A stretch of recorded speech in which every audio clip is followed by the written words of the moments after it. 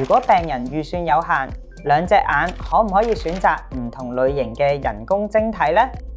一般嚟講，兩隻眼都用 EDOF 人工晶體，整體視覺效果同立體感會比較理想啲。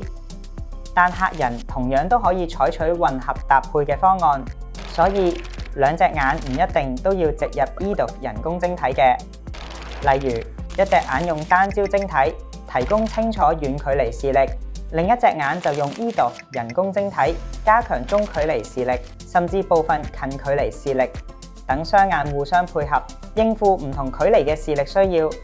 只要雙眼嘅度數相差唔大，大部分人都可以逐漸適應到。不過，由於兩眼嘅對焦方式唔同，適應時間可能會長少少，亦未必適合所有人。但對於好多預算有限嘅人嚟講，呢個係一個非常聰明且具有性價比嘅選擇。建議喺手術前由眼科醫生詳細評估，選擇最啱自己嘅方案。